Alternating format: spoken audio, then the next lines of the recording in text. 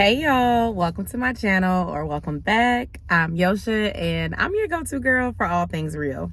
So today I wanted to talk to y'all about love languages. I recently retook my love languages quiz because I felt a shift in my desires and how I like to be loved. I will link below the video from a few years ago when my husband and I read the book and reviewed it for you all. I bring that conversation up so that I can ask y'all, what is your primary love language? Have you ever taken a love language quiz? I'll link it down below in the description box of this video. And if you have taken a love language quiz before, do you feel like your love languages have shifted at all in the last few years? Do you feel like you are desiring the same things from people? I saw on TikTok this girl that was going through a breakup, and I found her because she was dancing to Break My Soul by Beyonce. And Break My Soul, I mean, I really love that song. It makes me think about letting go of anything that doesn't serve you anymore, whether it be a job, whether it be a relationship, a friendship, an apartment complex that's getting on your nerves, a landlord, look, anything that's not serving you anymore. So the girl was dancing and she was crying. You could tell like she was very hurt by the breakup. And so I ended up like going on her page to look and see if she had posted anything else. And I came across her talking about the love languages. She decided that she wanted to study each one and show them to herself. And I know that I'm married, y'all, but something about hearing her say that resonated with me. I want to practice more self-care for Joche, despite of being married, despite of having a husband.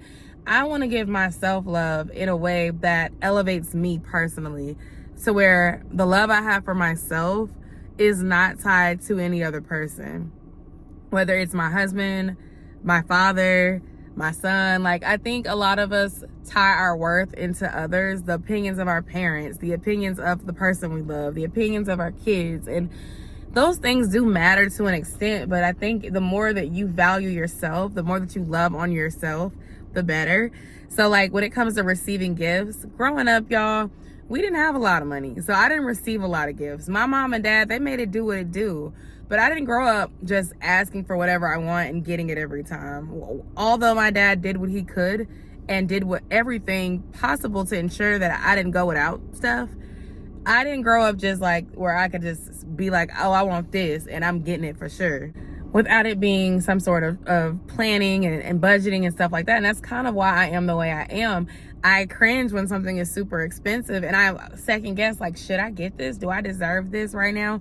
Should I wait? Maybe I'll wait up for this to go on clearance. And now I've gotten to a point where I'm older and I'm realizing like that is like childhood trauma of feeling like I'm not worthy of nice things, even though I can't afford them. One of my main things that I'm really trying to pursue heavily is social media and taking it off and being more consistent. So spending more time pouring into my passions, my social media journey, my fitness journey, which I've been doing very well at, and I'm seeing the results in my body and I'm really happy about that. Doing things that I enjoy doing. I like to travel, and I'm pretty sure aside from Josiah, I like to travel the most in my immediate family, both from marriage and my parents. So planning things that speak to my love language, things that I enjoy doing outside of those 5 love languages, but like food is my love language, travel is my love language, working out is my love language. My favorite place is literally the gym, right? So doing things I enjoy, acts of service, okay,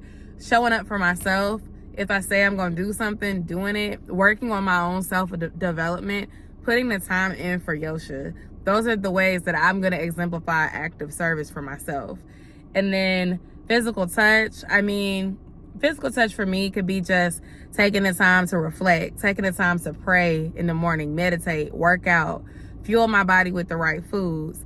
Also explore myself in a physical way, the Rose toy and other toys and things like that. Self-exploration, understanding myself in a physical, spiritual way. And then the last one would be words of affirmation, talking good to myself, using good speak about myself. Y'all, look, I have struggled with that my whole life, and I can't say this enough. I'm not a perfect mother by any means, but I try my best to use my words wisely, and I know I could do better.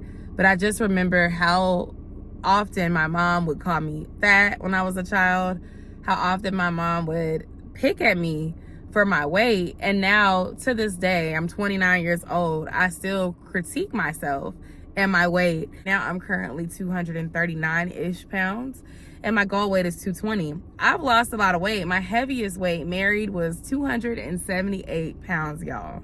And I say that to say, to get from 278 to 238, I've lost weight. And because I've had these body image issues for so long, I couldn't even really appreciate the growth that I have. And so I bring that up to say, like, in understanding my love languages, this is not even just about like me telling my husband how I want to be treated or what I want from him. I also want to do better for myself because I deserve it. I deserve to do more for me. I deserve to put me first sometimes. I deserve to pour into me so that I'm not pouring from an empty cup. And if you're listening to this and you feel like your cup is empty too, maybe you just got out of a situation that didn't serve you. Maybe you've been struggling because you have a milestone birthday coming up, or you feel yourself approaching 30, 40, 50, whatever, and you feel like you're not where you're supposed to be. I want you to reflect and ask yourself, are you taking the time to pour into yourself? Are you taking the time to really invest in you? Or have you been everybody else's sounding board? Have you been everybody else's go-to person at work? Have you been your kids' foundation for the mistakes that they create for themselves? Their drama, like, you know, your kids are grown, but you still are hopping to the rescue every time they do something stupid. It's not always just, oh, Lord, please send me a man or send me a woman. Sometimes it's, Lord, help me fix me first. It is so much easier on you if you fix yourself first before getting married. But if you wait until after, guess what? You can still grow. You're going to grow together. You're going to grow separately while you're together. You're still an individual. You can still do the work, but it takes you being real with yourself. Being together for over 5 years, almost married for 4 years, it's really just an interesting place to be. And so I'm very grateful for the growth. And I look forward to continuing to improve together and also individually. What I used to desire as far as how I like to be loved and what I like in my friendships and relationships is not exactly what I desire now. So I said, you know what? I want to retake that test. And it actually gave me new results. So a few years back when I took the test, acts of service was the first on my love language average, the first like highest rated one. Quality time was the second one. Now when I took the test, acts of service is still the first one. It had 27 points, but then words of affirmation and quality time were tied at 23 points.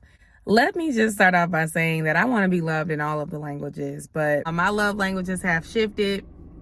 I'm going to try to practice better positive speak to myself, to work on my own confidence, to work on my own self-love journey. My husband and I both tried to give each other the things that we said we wanted at the time. And I'm realizing that over time, you can change your mind about what you like. Over time, you may have one issue and then you start to resolve that issue and then another issue comes up. I'm not saying that there is necessarily an issue in place, but what I'm saying is we don't have the same problems that we had in 2018 and 19, thank God. So now, you know, our problems are a little bit smaller. And so it's like sometimes having those words of affirmation with that quality time are going to be more impactful than an act of service. It makes me feel good to feel appreciated and to feel understood and to feel heard. And things like saying thank you, like saying how much you really appreciated something that I did for you, or just letting me know how you feel. Those sort of things really matter to me. And quality time for me is definitely that uninterrupted time with my partner doing something that we both enjoy. Date night, date day, those sort of vibes. So I'd love to hear your thoughts about this, whether it be about the love languages journey by yourself or you and your partner.